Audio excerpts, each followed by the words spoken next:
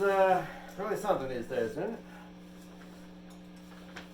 Anyway, this is supposed to be a response to the Rick Beato Drop D thing. I'm obviously about 8 years too late. He's done about 300 videos since then.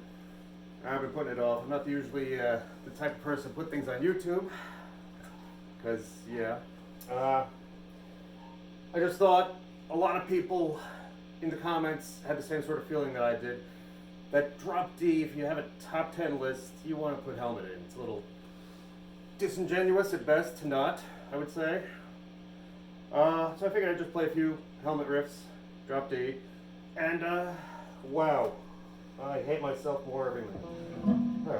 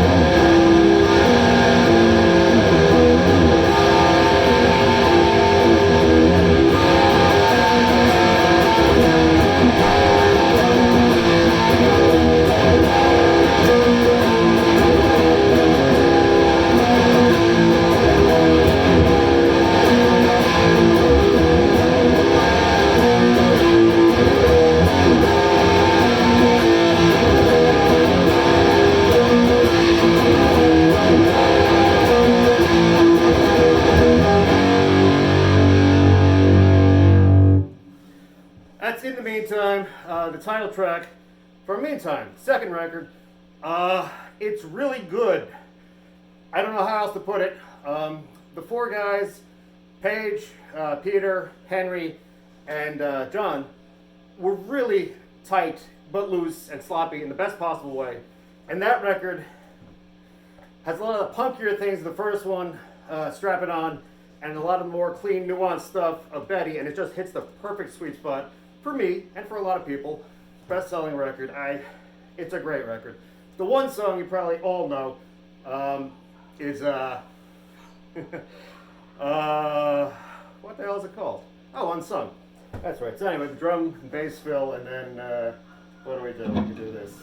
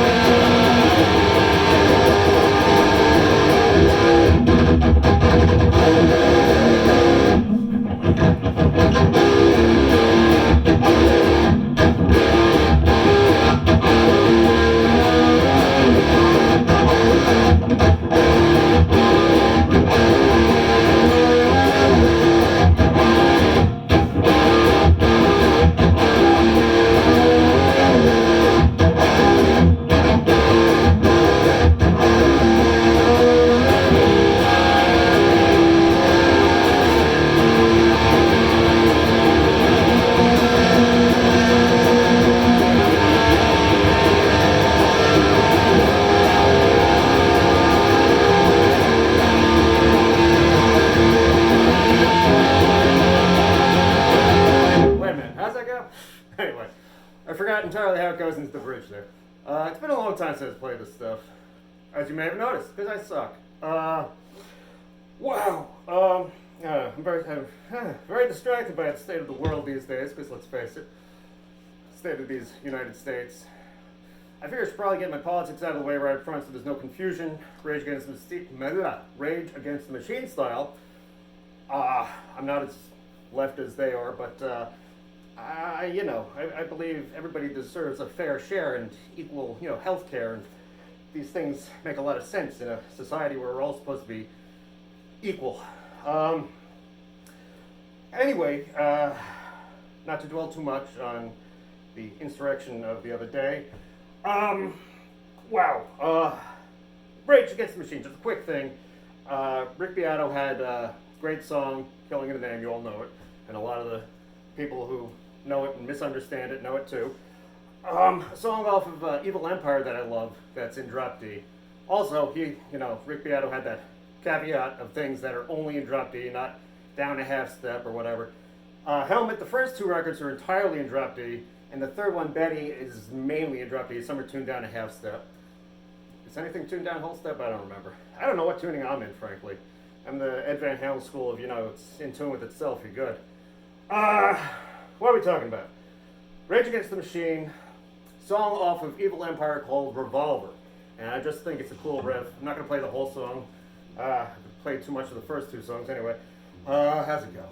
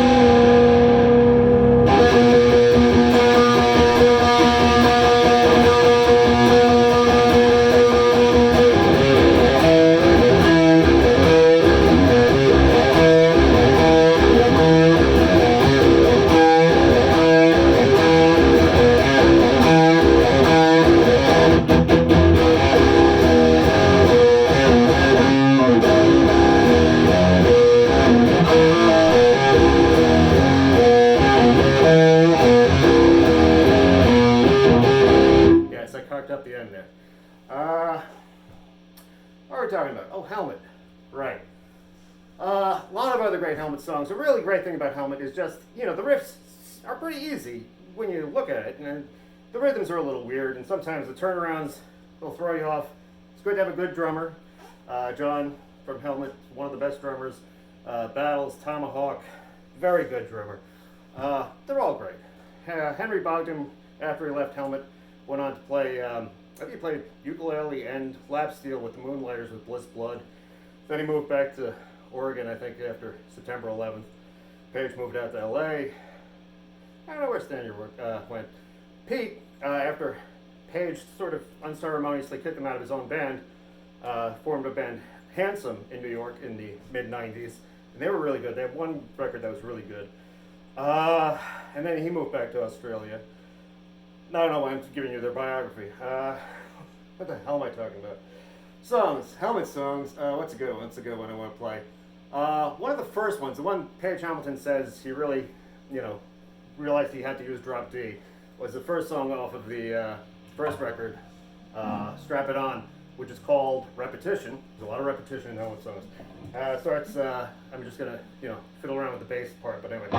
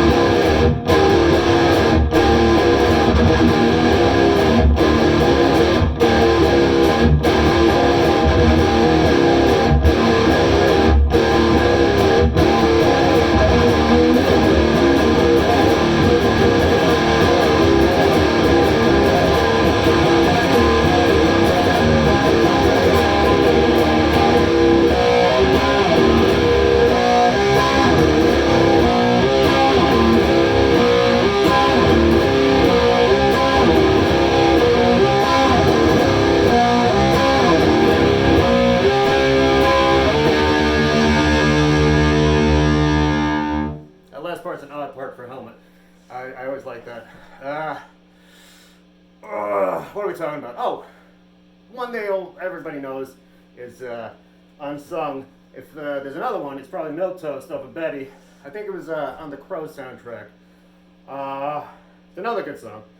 Play a little bit, and again, I'll just, fiddle with the bass part there.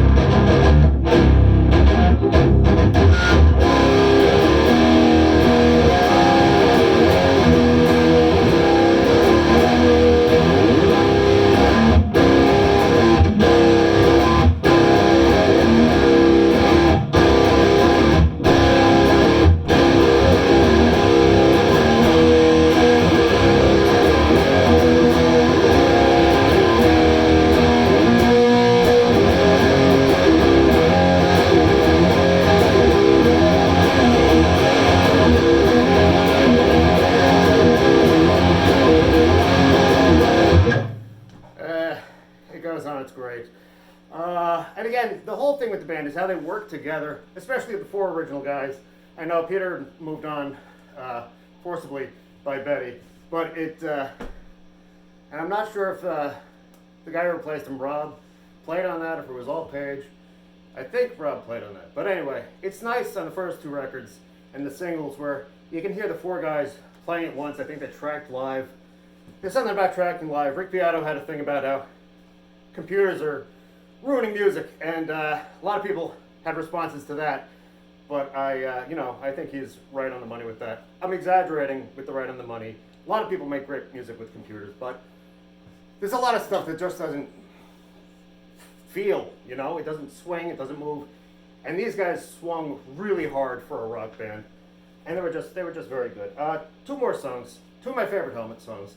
One of them was only on the, I think it was a double or quadruple 10-inch, the Betty vinyl release. There were a few extra songs on there, and then on the Japanese import CD.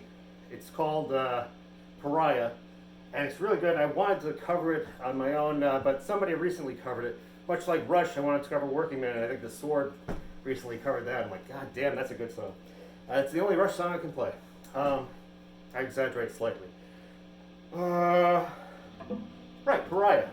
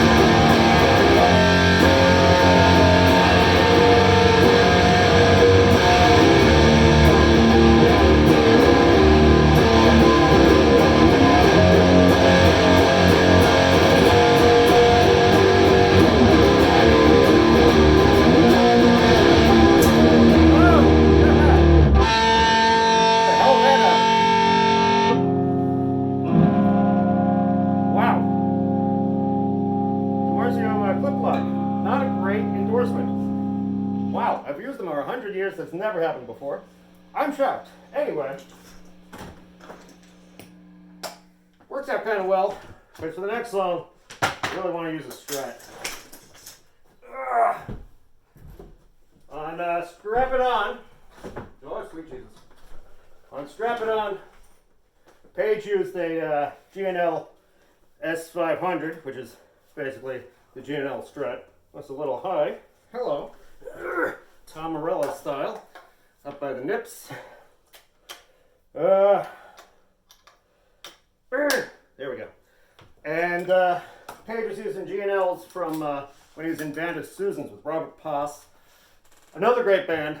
New York, late 80s, you know. A lot of noise, really pop sensibility, but noisy. 3 guitars, but in the Glenn Branca sense, not the Leonard Skinner sense. Great stuff. Glenn Branca, of course, guitar symphonies, lots of guitar noise, walls of noise, great stuff. Let me turn the amps back on. This one is called Blacktop. Again, I don't know what tuning I'm in. Hold on a sec. Gotta drop the D.